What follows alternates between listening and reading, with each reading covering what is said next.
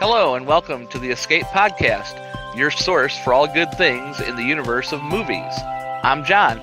And I'm Josh. Join us as we explore the vast reaches of science fiction, fantasy, action-adventure, and beyond. Today is episode 16, and we will be talking about The League of Extraordinary Gentlemen from 2003. Yes, we will. Is anyone interested? Does anybody care? Most people apparently don't. Well, you know what? Maybe not, because a lot of people didn't care about this movie.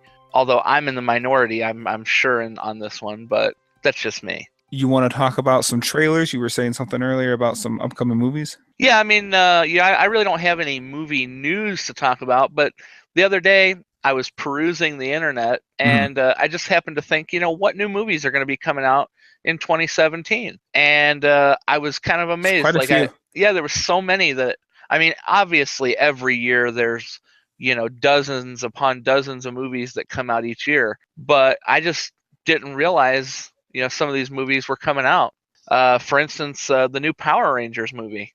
Yeah. I had no idea that there was. I'm not. No, I'm not either. That phase of my life is gone. I could, what? If it was going to be a Power Rangers movie with the original cast members, I would go see it. I don't even think for me even then. Really? No. Now, if they had the Power Rangers with the Ninja Turtles again, that'd be something. For me, I would have to go see any Power Rangers movie that has the original cast. Once the original cast was gone, I was done with Power Rangers. I thought I heard, don't quote me on this, but I thought I heard that the guy who played Tommy might have a cameo in this one. A cameo, big whoop. I don't want a cameo. I want the whole crew back for a full feature film. I actually remember when I was a kid, I went and I saw the original Power Rangers movie in the theater. Yeah, I did too, actually. And that was back when I didn't go to the movies very often. Well, I don't go to the movies very often now. But another movie that's going to be coming out, I mean, everybody knows about the Marvel movies. We've got Guardians of the Galaxy Volume 2. We've got the Spider-Man Homecoming and Thor Rang something or another. I don't even know how to. Ragnarok or something. I don't know. Sure, that's as good a job as pronouncing that as anybody can do, I guess. Everybody knows those Marvel movies are coming out, and obviously in December, Star Wars: The Last Jedi will be hitting the theater.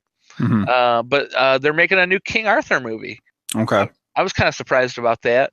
It's going to be starring that Charlie Hunnam, the guy that plays Jax Teller on Sons of Anarchy. I have no idea. Wait, is he the guy in Pacific Rim? He might have been. I don't recall. I don't think I ever saw Pacific Rim. You said Charlie something? Matter of fact, he is. I just looked it up. He is the guy from Pacific Rim. What's funny is the first movie I ever seen or heard of that guy, it's one of Britney's movies. It's called Nicholas Nickleby, which is I can't remember if that's Dickens or who that is, but it's like a book that they turned into a movie, obviously. Okay. I've never heard of it, but that's cool. Another Pirates of the Caribbean movie's coming out this year. Yep, supposed to be their last one. I can understand.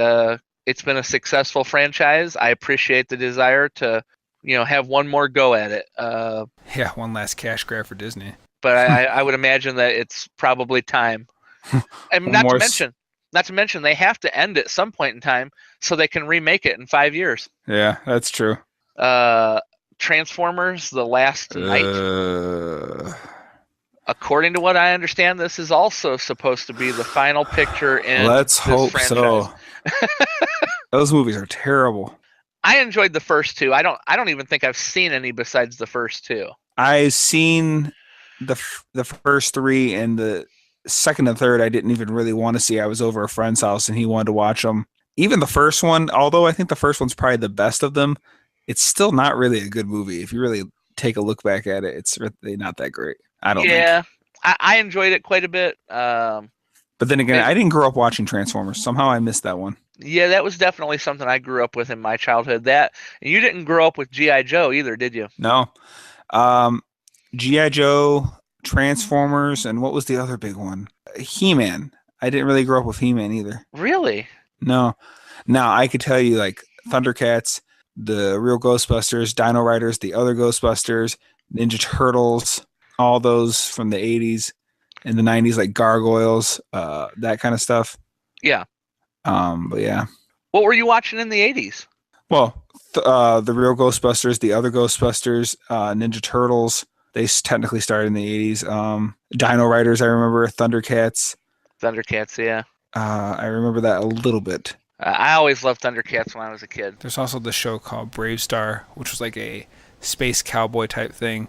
And there was this other show called Silverhawks, I remember. Also, coming up this year is Alien Covenant. Okay.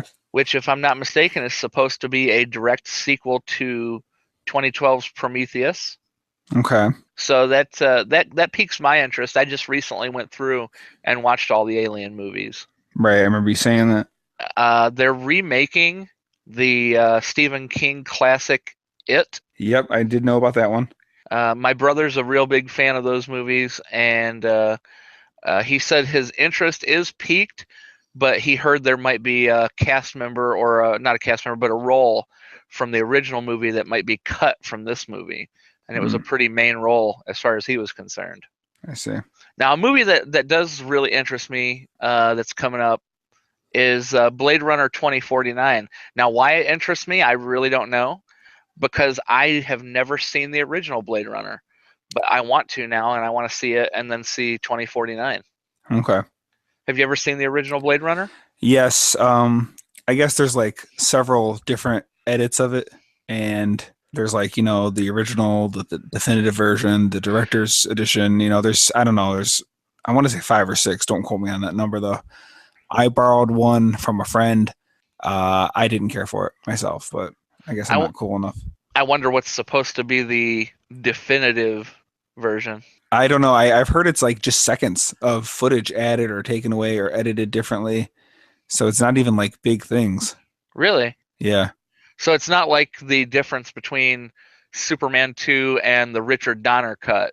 I'm assuming not. I actually only just for the first time watched Superman 2 like a week or two ago. Oh, okay. So I don't even know what the Richard Donner cut. I read about it a little bit. I haven't seen it, so. But yeah.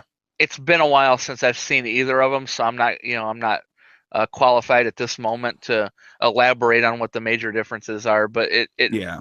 From what I understand and remember, it really made for a better movie. The Richard Donner cut did. Okay. Yeah, I've heard that from what I was reading, but like I said, I can't vouch for that myself. Well, that's kind of where I was at as far as just things that were on my mind in the world of movies coming up. I totally didn't realize that all that was coming out this year.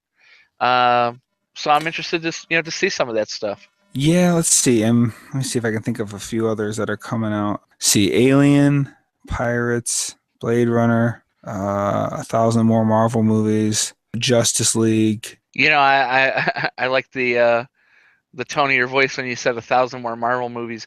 They really are oversaturating the market on that now. I felt that way for a while. I don't know. So that's where I'm at. Yeah. You have anything to add as far as movie news? Or, I am like that? I haven't been to the theater in so long. I just don't have time to do it as much as I used to. So no, I'm really behind in movies. There's quite a few movies I would like to check out, but just haven't been able to do it. I want to see Kong. I had a chance to go see Kong today. Mm-hmm. Twice. Yeah. But I just I wasn't able to that do that one today. It's not that I'm like not interested in seeing it, but it just didn't do it for me like it did it for you and Brandon, like the trailers. Because I grew up on Kong. I've been a big fan for years. I don't know, for some reason it just didn't really pique my interest. It's one of those things, like if you had it and you let me borrow it, I would watch it, but I'm not really like, oh, all right, I gotta go see it. Yeah, that right now at this point in time, I want to see Kong and I want to see Logan. Right. I don't really consider the Logan movie a part of the Marvel Cinematic Universe. I don't think they consider it. No, it's not, yeah. Well, I don't know about you, but I'm ready to jump into the League. Today, yes, The League of Extraordinary Gentlemen from 2003, which is based on the graphic novel. It currently holds a 17% on Rotten Tomatoes, and it's directed by Stephen Norrington. And I looked him up, and pretty much outside of Blade, there is nothing to his credits. Blade and The League of Extraordinary Gentlemen, that's about it. Stars Sean Connery as Alan Quartermain, Peter Wilson as Mina Harkin, Shane West as Tom Sawyer, Stuart Townsend as Dorian Gray, Jason Fleming as Jekyll and Hyde. All right, so I got a little background information on it, All right. if I may. Yep. So this is actually in the DVD special features. Sean Connery was offered the major roles in both The Matrix and Lord of the Rings.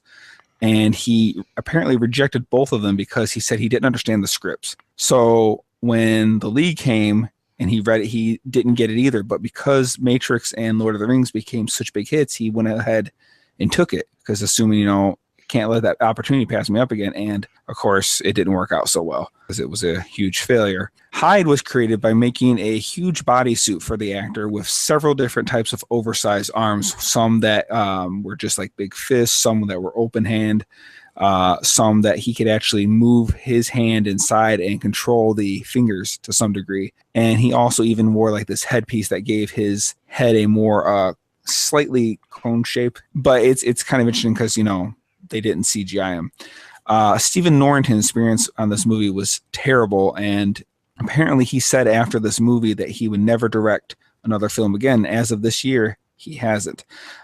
He blames the studio for over supervision, and making it a really uncomfortable experience.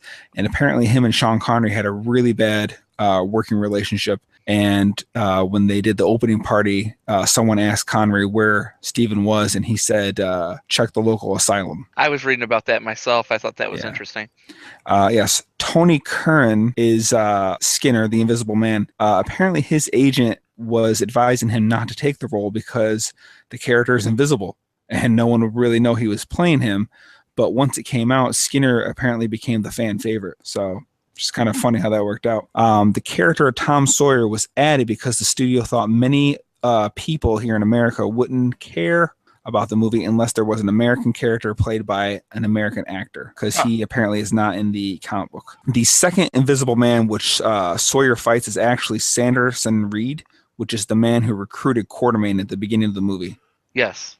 And I never knew that all these years. Alan Quartermain, Captain Nemo, Jekyll and Hyde, Dorian Gray, and Professor Moriarty all die in their original novels. Never knew that. Yeah. In the original script, it's revealed at the end that Skinner is actually an agent for British intelligence, and he was working undercover to see if Sanderson Reed was actually a double agent working for the Phantom. But I guess they didn't pan out. 20th Century Fox was unable to get the rights for the character of the Invisible Man by H.G. Wells. So if you notice in this movie, the character is never referred to as the Invisible Man, but an Invisible Man. And the character's name was changed from Griffin to Skinner. Yeah. Because he was the only character they couldn't get the rights to. That is fascinating. A sequel was planned, but obviously it was canceled because of the negative reaction. They said a clue to the sequel's plot can be seen at a poster in the background that says volcanic eruptions on Mars. And this would have been a call into the H.G. Wells War of the Worlds? War of the Worlds, yes, the Martian tripods. That's what they were going to have been fighting had they had a sequel, which I don't even know if I would have cared for that. I don't know. That don't sound as cool to me. Yeah, that would have been. I mean, this movie was so far-fetched, right, in every way. Yeah, it's too much for us. It's barely, and I say this as somebody who remembers liking the movie a lot. Yeah. When I first saw it, but upon rewatching it twice now in the last couple weeks, it's such a discombobulated mess that this movie barely is a motion picture, like a one full motion picture. Mm-hmm. I was fascinated the other day. I was reading some reviews, and I just would like to share a little bit of this here. Roger Ebert wrote about this movie. He gave the movie 1 star, which I think is quite generous for him because he's, a super top movie critic. But I want to read a little bit about what he said, if you don't mind. Sure. He said, "The League of Extraordinary Gentlemen assembles a splendid team of heroes to battle a plan for world domination, and then, just when it seems about to become a real corker of an adventure movie, plunges into incomprehensible action, idiotic dialogue, inexplicable motivations, causes without effects, effects without causes, and general lunacy. What a mess. I don't really mind the movie's lack of believability. well, I mind a little to assume audiences will believe cars racing through Venice is as insulting as giving them a gondola chase down the White House lawn. What I do mind is that the movie plays like a big wind came along and blew away the script, and they ran down the street after it and grabbed a few pages and shot those. It's really discombobulated. Yeah. I was, I think, well, Roger Ebert really said it very well. That it does start off. I thought it started off really well. I thought all the way through the gathering of the League was pretty well done. Obviously, if they had wanted to, and if they could have done it right, they could have taken a long time even to bring the League together. They could have made a movie about bringing the League together. But they did that well in the amount of time that they used for that purpose. But eventually it does. It just becomes a big mess of explosions, car chases. I remember even when I saw it when it first came out, the whole thing about the Nautilus being this gigantic ship that is, I mean, the thing is, magnanimous in size. And yet it's supposed to be able to fit in between the streets of Venice. Yeah. How it even turn corners. Boats can barely fit in those, in the watery streets of Venice.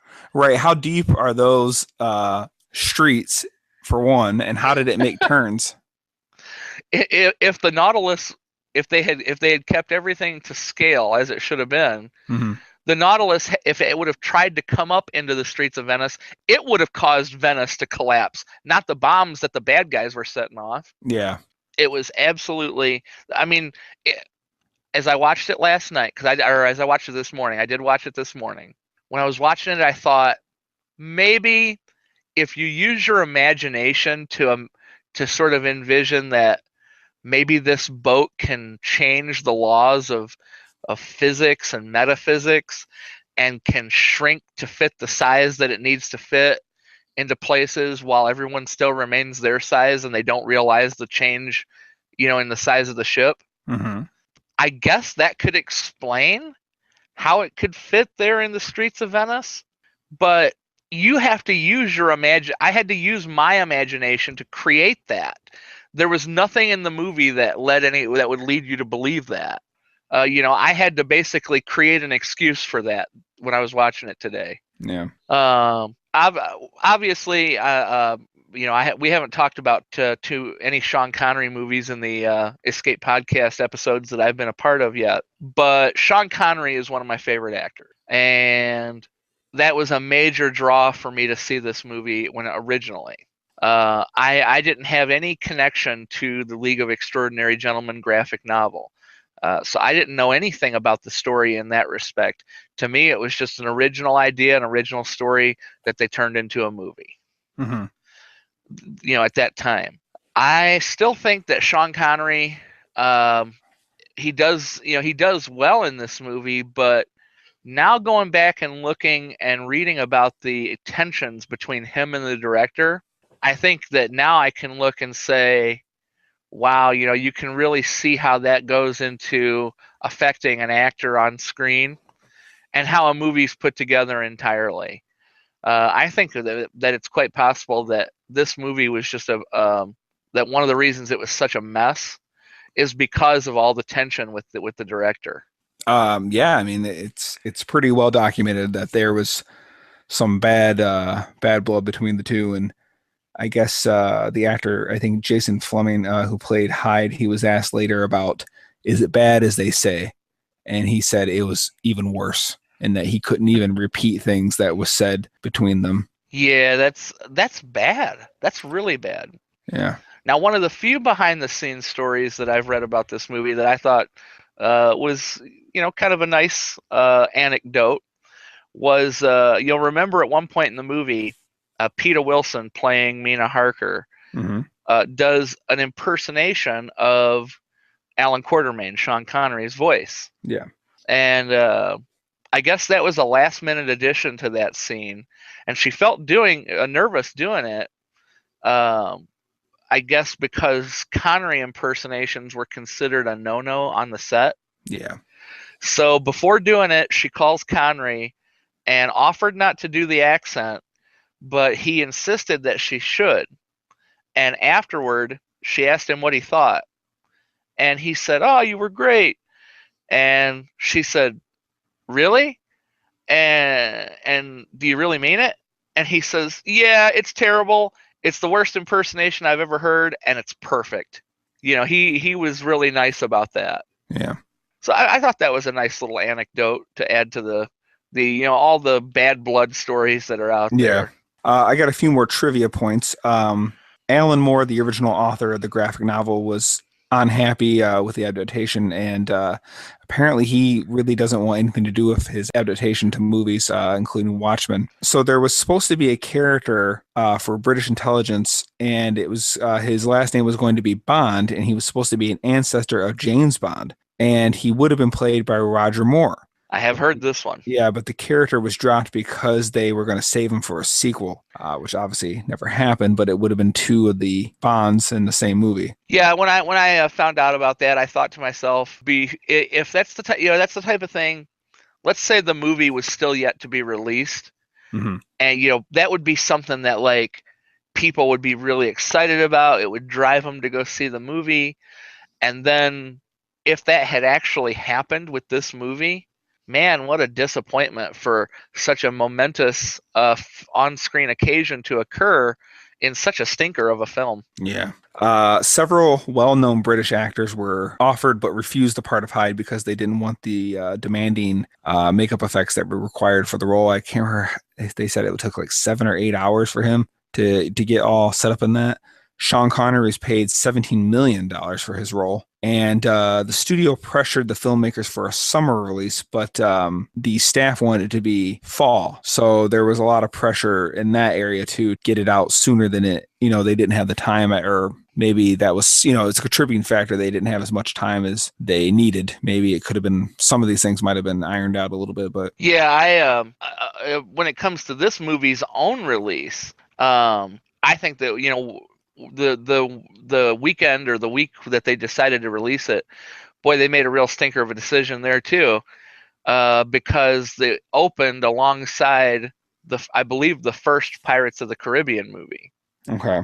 So you had this movie, had it opened maybe alongside other movies that obviously haven't gone on to be quite so beloved, maybe this movie would have done a little better in the box office. Yeah. Obviously, it still wouldn't have been rated very well or beloved.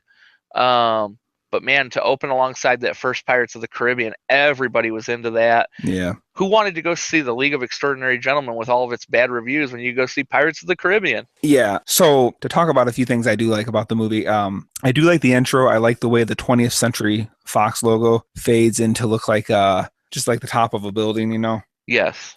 And the whole like the way they're like panning down through the buildings, and I'm pretty sure that's miniature work. That looks like miniature work to me, and I appreciate that. It looks real to me. Like it looks like it's something there, and I just thought that whole opening setup was really nice. I wish it would have kept that look. Yeah.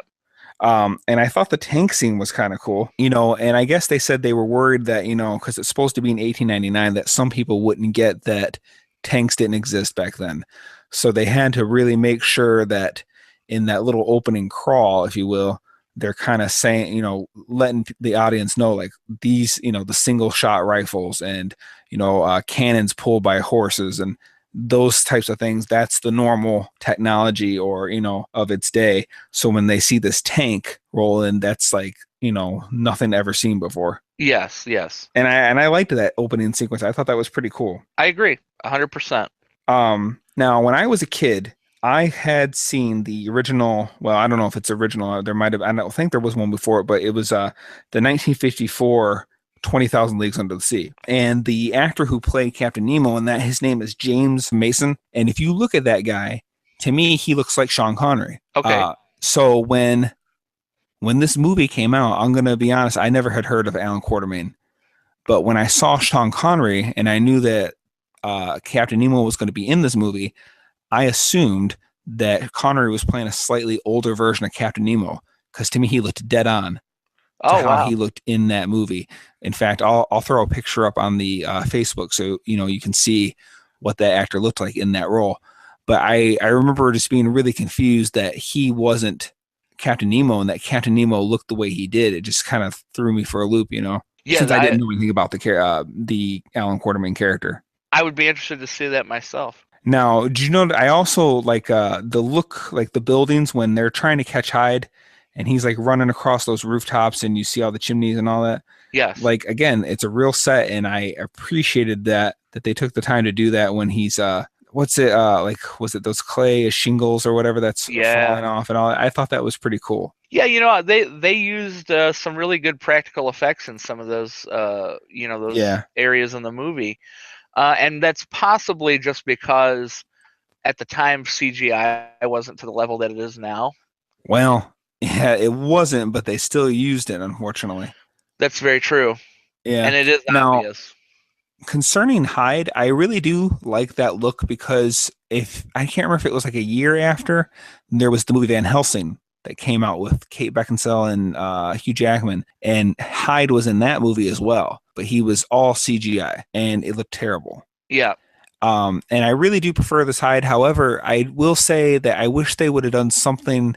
This is going to sound really weird with his legs because his legs looked too skinny and small for the upper part of his body because it was a huge, like I said, it was a huge bodysuit they made for that.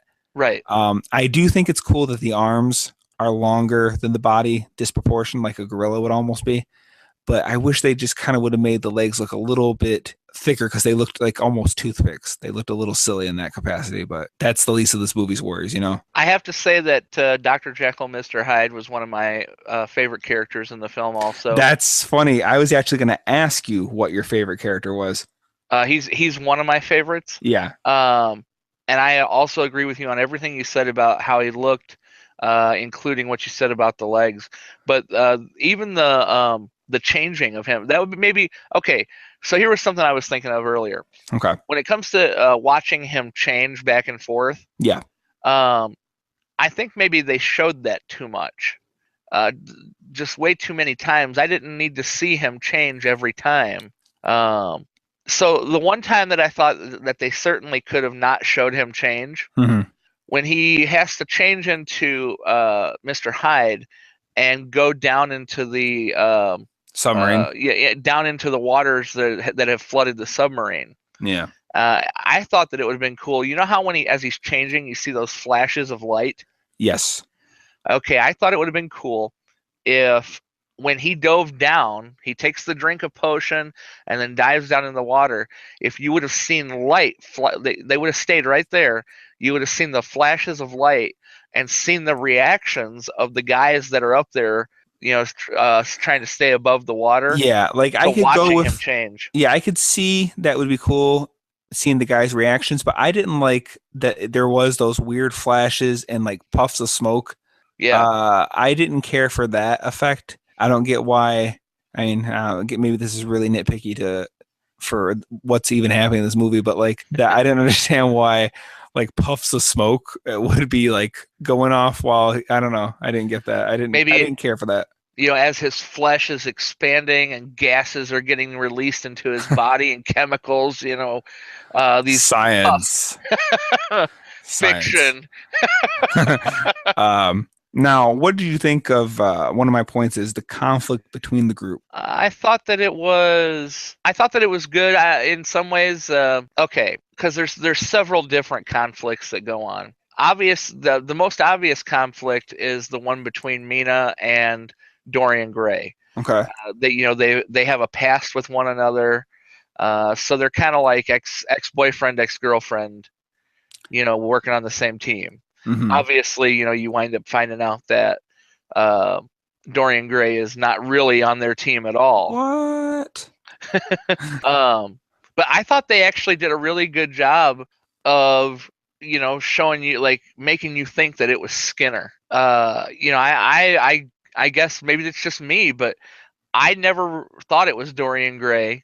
Yeah. And you can even tell that they're trying to, now that I go back and watch it again, you can tell they're trying to lead you away from suspecting Gray at the start of the movie when they're trying to recruit him at his house. Here comes the Phantom with all of his henchmen in Dorian Gray's house, and they automatically suspect him, and he's like, I didn't invite him, you Mm-hmm. know. So automatically right there, maybe somebody, maybe other people looked at that and said, well, obviously, he let him into his house. I don't know. I didn't suspect that at all. And Yeah. so I truly thought that, that the Invisible Man, Yeah, I mean when they showed that book fall over in the bridge of the yeah, ship, like it almost like Skinner bumped it, or something like that, and little things. But I kind of liked the way they show that these people didn't really want to work together. I thought it was a nice touch to have them like not really get along, not really see eye to eye, not really approve of each other's methods. yeah, and I also like the whole thing, like with Nemo. Nemo is of a Indian background, Hmm. and so he's got his own mystical ways, whether it be to praying to the goddess of death, Kali, or uh, his martial arts techniques and using the sword, and his background, his past background that leads Connery's Quartermain to accuse him of being a pirate. I like that. Yeah, I was actually reading I guess a certain type of martial arts. I can't remember what its name is, but some people believe it originated from India. Yeah, Shin Sun Do is what you're thinking of. Okay. That's the type of martial art you're talking about. What am I thinking now? You are thinking about. I don't have a clue. Go ahead. Uh, okay. Okay, so here's one here I'm gonna start nitpicking a little more. Okay. So the car. Now, if I actually looked it up just to see like what were cars like in 1899, and I They mean, and call they it were like an they what? automobile. Yeah, I mean, they literally look like, as they were called, the horseless carriage. I mean, that's really what it looks like. And this car that they have, although I do think the car itself looks cool, it looks like it was from what, the 40s? Yeah. Something. It looks like it came from that. Like, so it's like way ahead of its time. And what I found funny is how did Sawyer know how to drive it so quickly, and not just, I mean, even if he's a quick study, like, I mean, he was proficient in it. Like, and I was Oh yeah. like, I mean, he just like, like, oh, we need to get over there and stop this. And he just like, I have an idea. And he runs inside and he just floors it, and he like swerves and stops all stylish right in front of him. Hop in, I was just like, okay. Well, okay. See, I wasn't bothered so much by the car itself being there. Obviously, this is a fantasy movie, Sure. and there is like a steampunk element to this movie going on, where you have some futuristic blending in with Yeah. the old time Yeah. past antique stuff. Um, But like they were so amazed by it. Like, what is it? I call it an automobile. Yeah, but what is it? And then like an hour later, I'm gonna drive it like a pro. I don't know. yeah, Like, I don't know. it makes total sense that Connery's like, I don't know what I'm doing with this thing, but why does Sawyer know what he's doing with this thing? Because he's a young American, baby. America. Yeah, yeah. um, yeah, I mean, it's kind of interesting. You said this is a fantasy movie, and I almost feel like it's a little of both. If you think about it, it's sci-fi and fantasy. It's like, it's got these, the whole thing about like vampires and all that stuff, but then there's like scientific things going on, potions and formulas and stuff to make someone invisible. It's kind of a neat blend, I think, of the two. You just mentioned vampires, and it made me think of this. They said that they pretty much marginalized the Mina Harker character as just basically she's just a vampire, and that she was a whole lot more than that in the graphic novel. Yeah, I guess she was like the leader. Yeah, well, and you know what?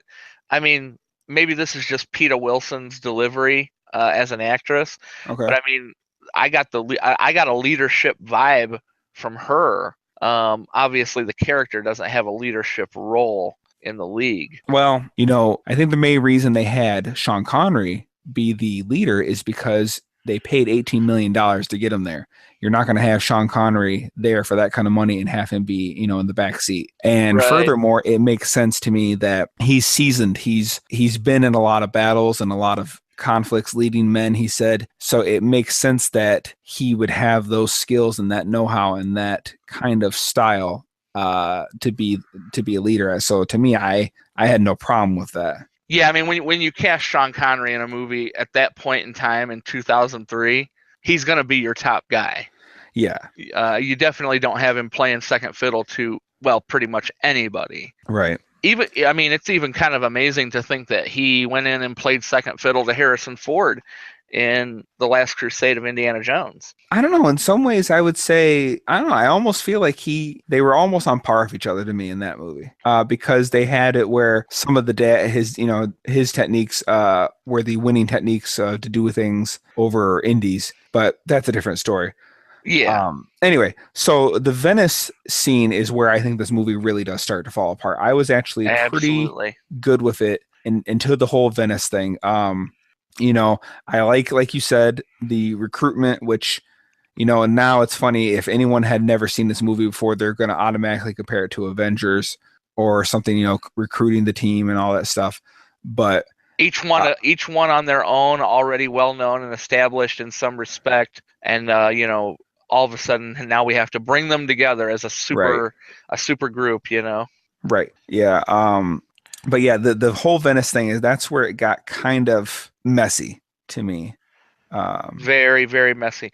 Another thing about Venice that I thought was just, even then, maybe it comes from having seen, like movies like Indiana Jones where they had sets in Venice. Mm-hmm. But when they had the cemetery scene in Venice, and it's like, I don't really think that Venice has cemeteries like that. They're more like the city of New Orleans is, where they have crypts and above ground, tombs and things like that. I don't really think they have, burials in the ground because of the high water table.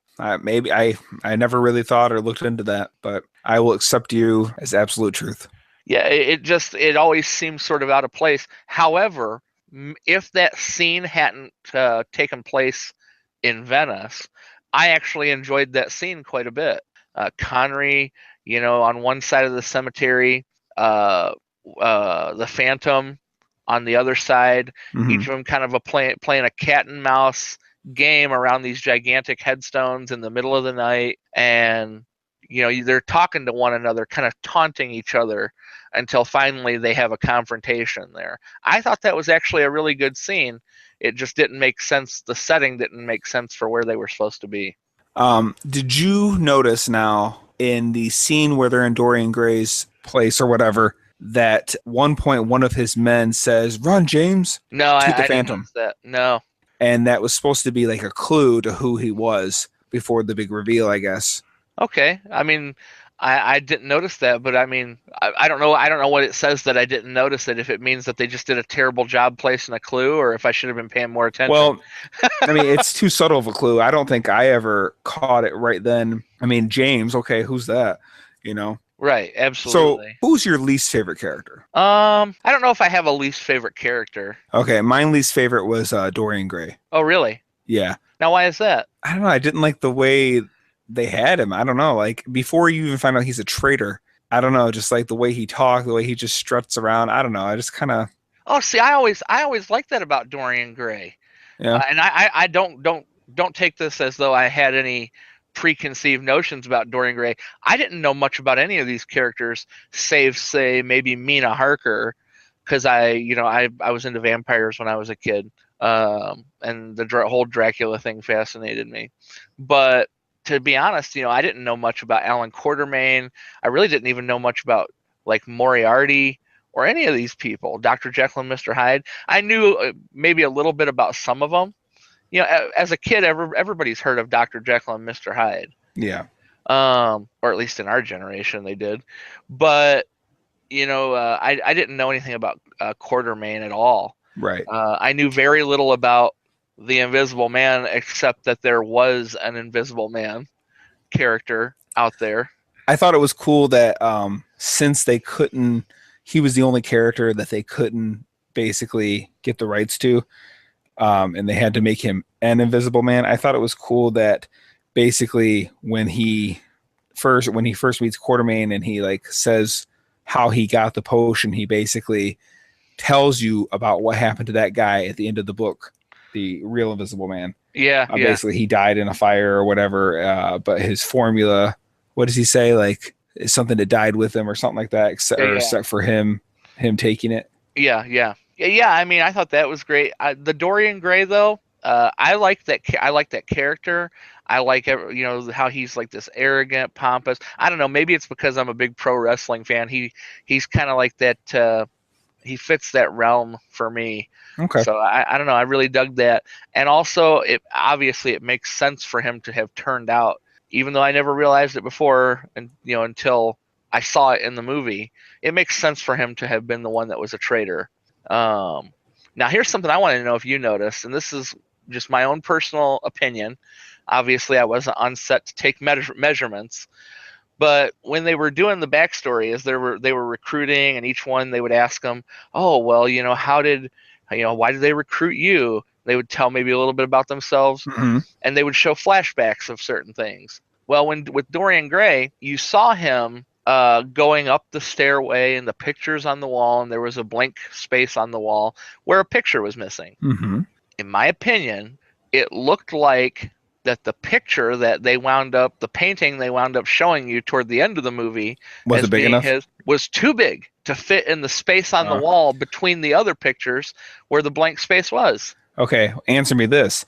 If looking at his own picture is the undoing of his eternal youth, why would he have it hanging on his wall to begin with? Was it, I mean, I guess it was covered with maybe something, but still, like, if it was me, I would have put it in a box and buried it somewhere. Yeah. Why would you even have it like that on the wall? Yeah, that's not very smart. But no, I never noticed the size thing. Yeah, I can't say that I have one character that I don't like. I thought each of the characters was really enjoyable. It's just that the way that they wound up putting this movie together was such a cluster. It was terribly put together. I don't know if re-editing the film could have saved it. If so, they need to hop on it and put it out on Blu-ray in a re-edited form. I guess there's also information out there that says that the reason that Tom Sawyer was so that he came over to fight this evil was because that the Phantom killed Huck Finn. I have also heard that. And I'm trying to think, okay, like, why would the Phantom have killed Huck Finn? What would he be like? I mean, frankly, why would the Phantom be evil over here in the first place to have killed Huck Finn? Like, obviously, he would have come over for something, and Huck Finn would have obviously tried to stop him, and he killed him. But like, I'm trying to think of why he would even have came here. Well, you'll have to wait for the prequel that will never come out. Okay. Speaking of Tom Sawyer, I liked that character, and I liked the actor that they put with that character. I think at the time Shane West was perfect for that role. I think he played it very well. One thing though, a little anecdote, production anecdote that I found. The scene where they're shooting those like balloon ball things out into the water and shooting at them. Practice. Yeah. Well, from what I was reading, Shane West was highly annoyed during that scene, because here's Connery, how old at the time? He was quite advanced in age in comparison to Shane West. Mm-hmm. And like 72 or something. Yeah. And here he is, and he's holding that gun for long stretches of time, up in the air with his arms up, and who knows how many times they had to shoot that scene. So obviously they're doing it over and over again. He said, man, that gun was heavy. It was hard for him to keep his arms up like that. He was getting sore. Meanwhile, Connery seemed like he was doing it with ease. Yeah, I did read that point. Now I'm trying to understand though, it was a prop gun, right? So why would it be made of solid wood and metal anyway? I don't know. That's what they said it was. They said it was like heavy wood and metal. And I mean, that's interesting, but yeah, I don't understand why a prop gun would be made of that. I have absolutely no idea, unless it was just because the look of how a real one would be like, they wanted to replicate it. Maybe. Okay. So when M reveals his plan on the record, it's like it's one of those things. And if this was really happening, why would he not just have Gray set off bombs to go off at a certain time? Like basically, give him so much time to escape. It's really just to let the audience know what's going on. You know what I mean? Like to have the main villain explain, this is why I did this, and this is why I had you recruited so you could get this guy, so I could get a skin sample, and I could get his potion. Like there's really no point in it. And then the bombs blow up. You would just set those timers to go off. Like it was just kind of a little. I don't know. I thought it was kind of silly. Well, I mean, it kind of makes me think of maybe an older form of storytelling, or maybe even a comic bookish form of storytelling, which would fit with it being adapted from a graphic novel. I don't know. I thought it would have been cooler if they didn't know. Okay, so let's imagine this. So Dorian Gray, like I said, he steals a little like escape pod, and he blows up the ship, and they have no idea why. They still don't know. Okay, we know this powder came from a flash of a photography. Hey, one of my vials is missing, but nothing adds up. So they find out how I can't remember how they even found out, but they go to basically the big base where they are building the suits of armor and tanks, and they're making their own Nautiluses, and they're figuring out how to replicate the potion, replicate Skinner's thing, and et cetera and so forth. And I thought it would have been cool at that time is when you find out M's big plan, who he really is, why he's doing it, yada, yada, yada, as opposed to having him reveal it on a record just to us, just because. Like, they actually had to uncover the big truth, So how would they have wound up finding out that Skinner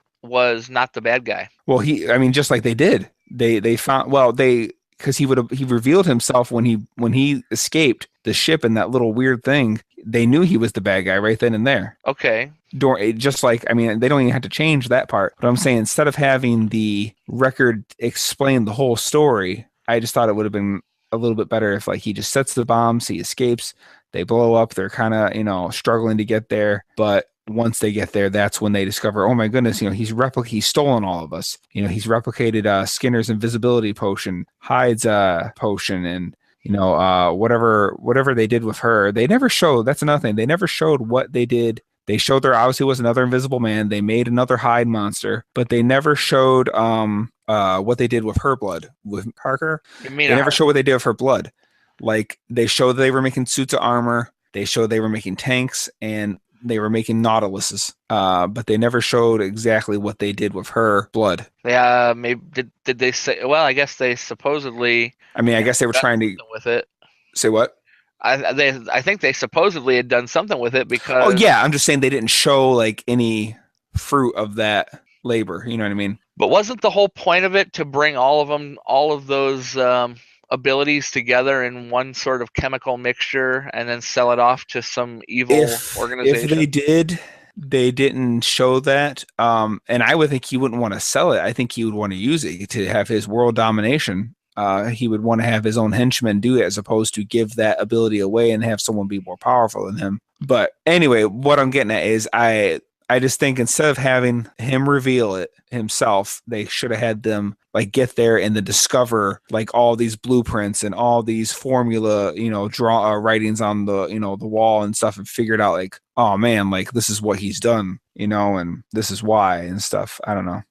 But anyway, continue. Well, I was going to say another one of the aspects of the story that really, I found that I enjoyed was the relationship between Alan Quartermain and Tom Sawyer. Obviously you find out that Quartermain had a son. His son was killed on a previous exploit. Here comes Tom Sawyer, and he's the young guy of the group. Yeah. And so Quartermain takes him under his wing and starts sort of grooming him almost. No, yeah, I had no problem with that. In fact, the most recent time I watched it, Brittany's grandpa, Jeff, there's been many times here where like I've had to work on my car or have to do something here at the house, whether it's with the plumbing or when the basement leaked, just various things that have happened.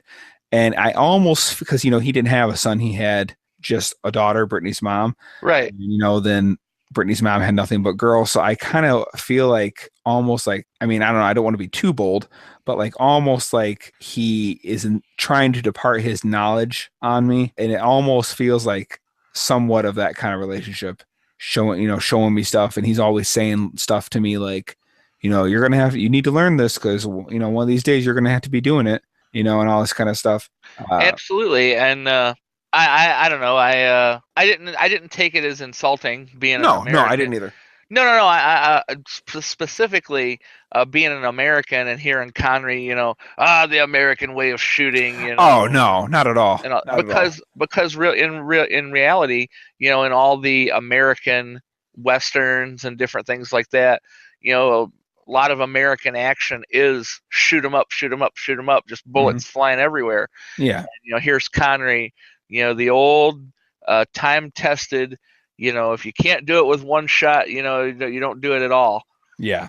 No, I agree. I agree. Now here's another question. So when the submarine was going down and Hyde was like, no, and let me in, and he takes his potion. Like when he gets back to like the briefing room and they're like straightening out tables, first of all, he took time to go back, get dressed. Yep. Nicely, comb his hair.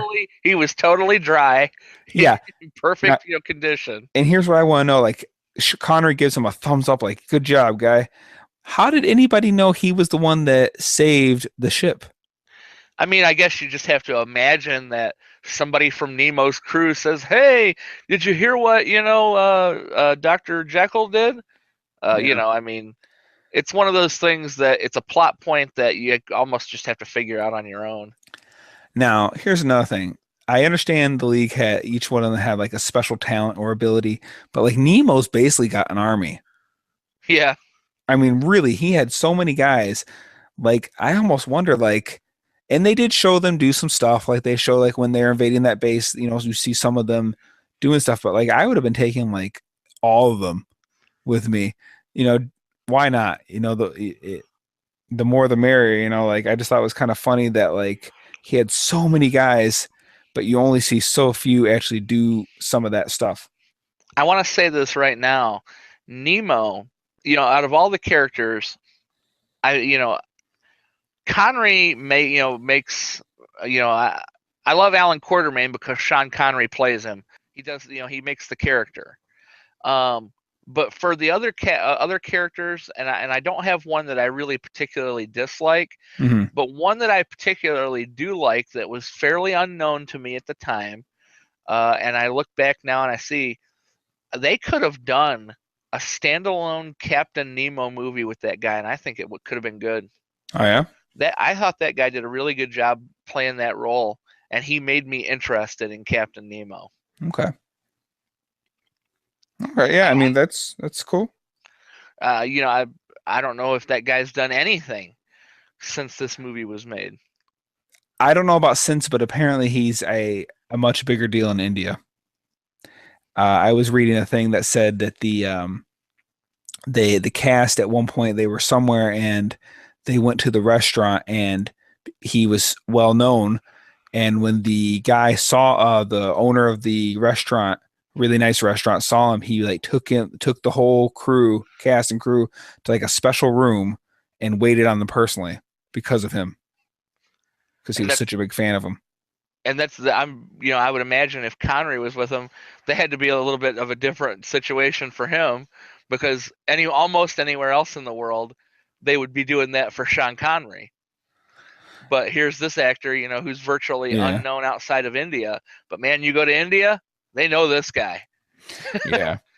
Who's Sean Connery? We know Nasiruddin Shah or whatever however you say this guy's name. Yeah. So the second Hyde monster. Yeah. That was really bad. And I even remember being it bad back then. Yes, absolutely.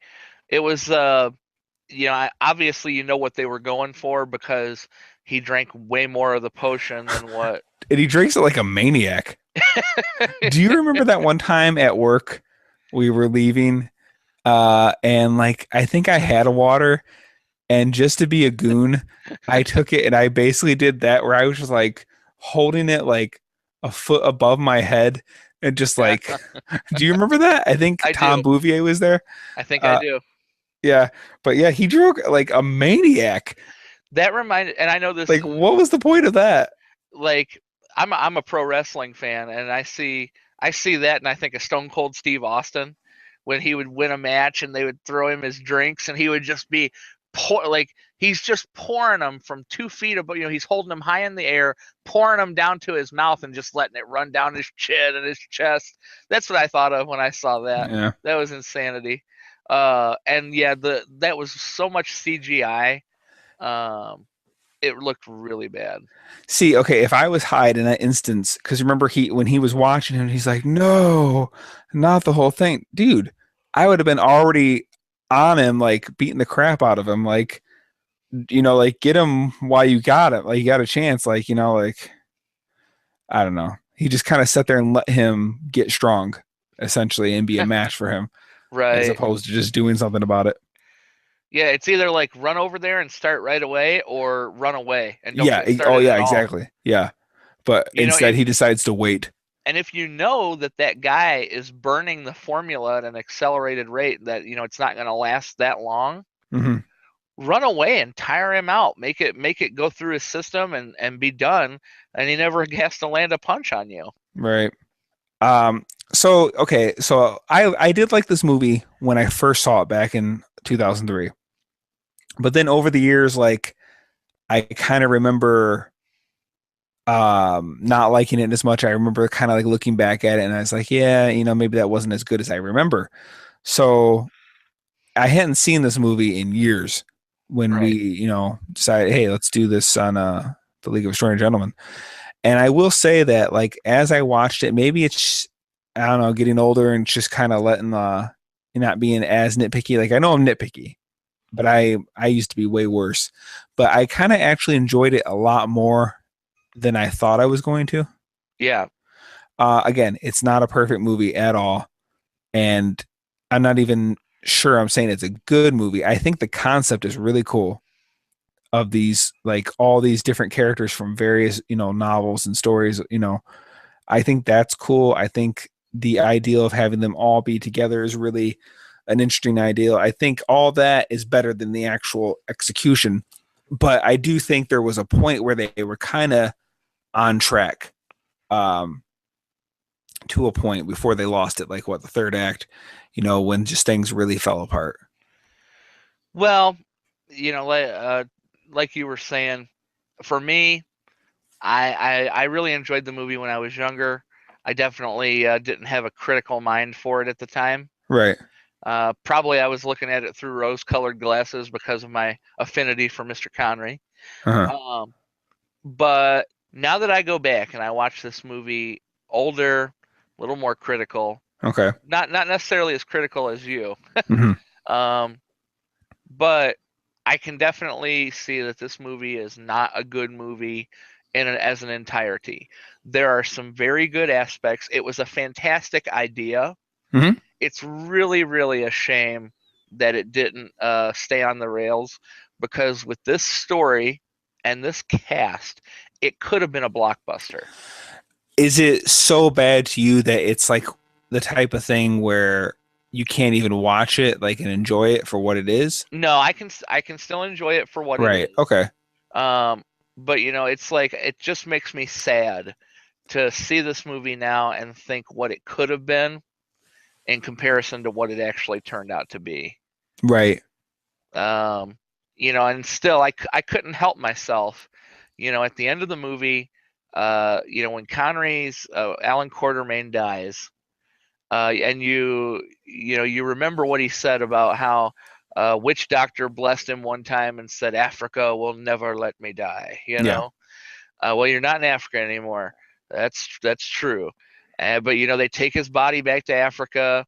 Then all of a sudden, here's the witch doctor doing his little heebie-jeebie dance, and the storm clouds and lightning. You know that they were setting up for him to come back in the sequel. Yeah. And I still can't help myself but thinking, man, I would still love to see League of Extraordinary Gentlemen 2, and see what they did to bring Connery's character back and see. Well, I heard. I'm sorry to interrupt. I heard that they were gonna actually recast a younger version of him if they were to have gotten a sequel. It was going to be a different actor playing a younger version of Quartermain. That Like it rejuvenated him almost. Yeah, that would have highly disappointed me in the event that it would have happened, but Mm. so maybe I'm glad that they that they never had the chance to make a sequel. I do want to say this though, now that we're getting down to the end of the line here, talking about the end of the movie and specifically talking about Connery, what a shame that this was his last on-screen role in any capacity, live action, movie. Yeah. What a legendary actor, and it's too bad he couldn't have gone out on a much higher note. Um, Well, you never know. He might one of these days decide to make a cameo in something. You never know. I don't know. I I mean, just I'm get not saying he will, or I no, think he will, no. but he could. He certainly could. I certainly would not expect it though. He Yeah. seems to be highly content in retirement. Um, I almost wonder, we were talking earlier about how he didn't understand some of these newer roles that were coming Hmm. out. And I almost wonder if it just got down to the point where it's like, you know what, I don't hardly understand anything that people are into these days anymore.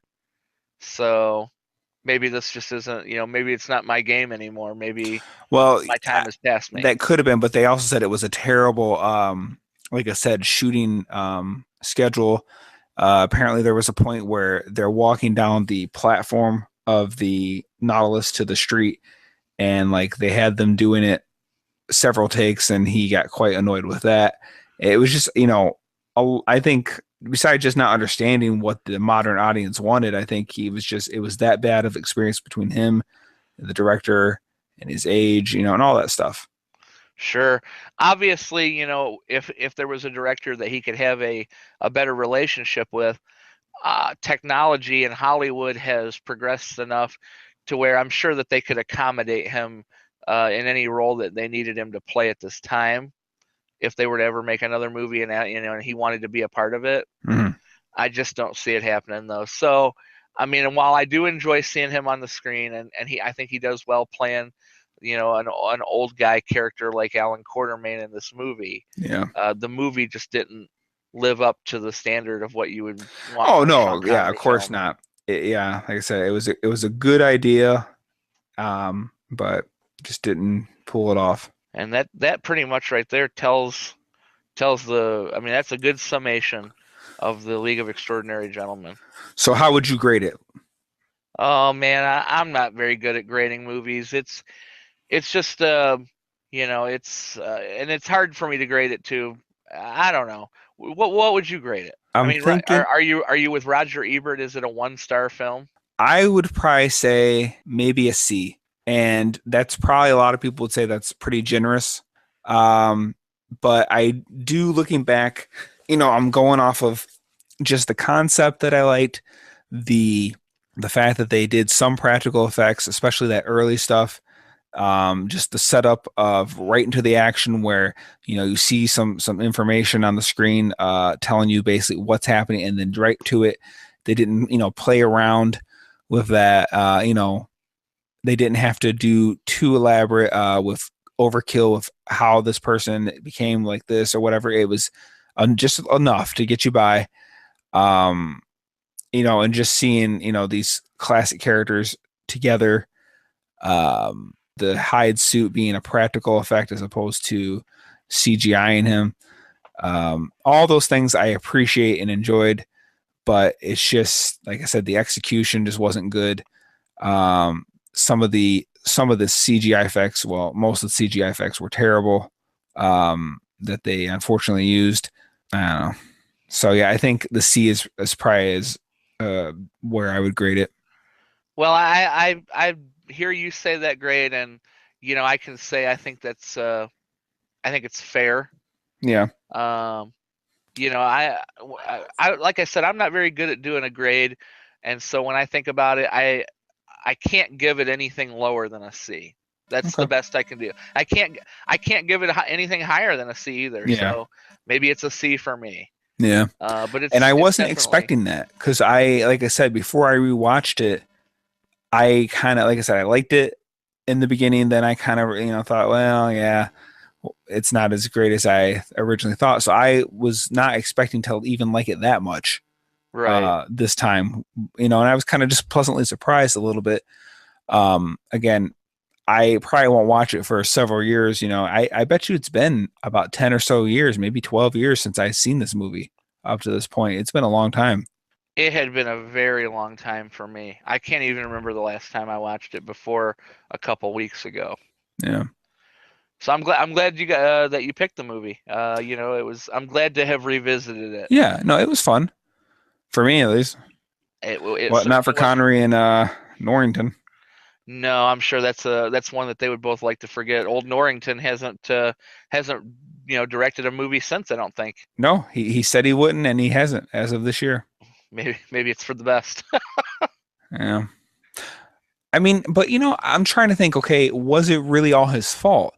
I mean, let's just face it, CGI at the time was not that great. Even some of it now doesn't look, I mean, it's better, but but then, they said, Connery was giving him a hard time and the studio was breathing down his neck about, summer release, summer, and just all that kind of stuff, I don't know.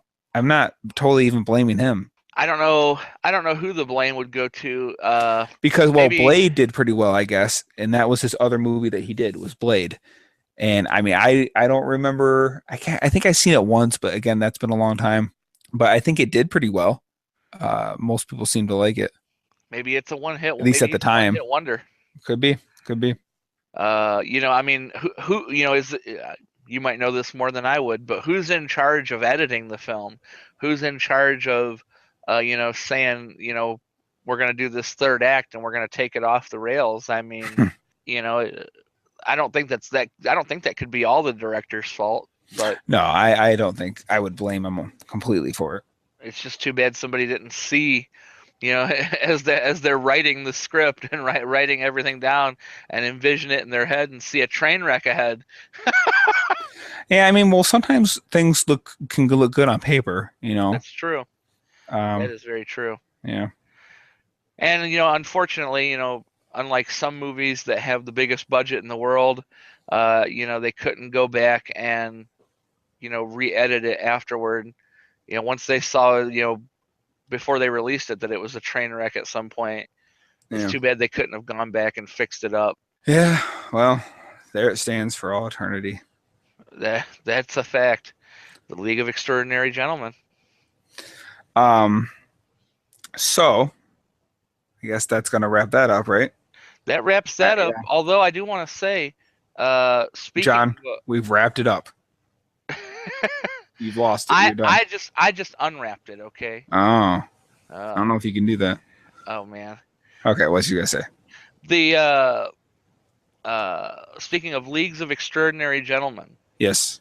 I have heard rumors that the Escape podcast may have their own League of Extraordinary Gentlemen about to assemble. Oh yeah. For quite an epic adventure here coming up very soon. We'll see. Last time we mentioned the next episode, we got burned. Well, that's why I didn't say the next episode or when, but very soon. Yeah. It's in the works. Moriarty's trying to recruit the men right now. Yeah. Well, thank you for everyone who's listened. You can find us on iTunes by searching The Escape Podcast, and you can email us at escapepodcast16@gmail.com. Or you can go to Facebook and search The Escape Podcast 16, or listen to us at Podomatic by searching for The Escape Podcast 16. You are correct, sir. Well, it certainly was fun to revisit this movie. I would say it's quite extraordinary. And I would say you have been quite the gentleman. Oh, well, you, my friend, are in a league of your own. Oh, touche. Well, since that about wraps it up, sir, I'm going to get back to working down here in the bellies of the beast. And thanks again for having me.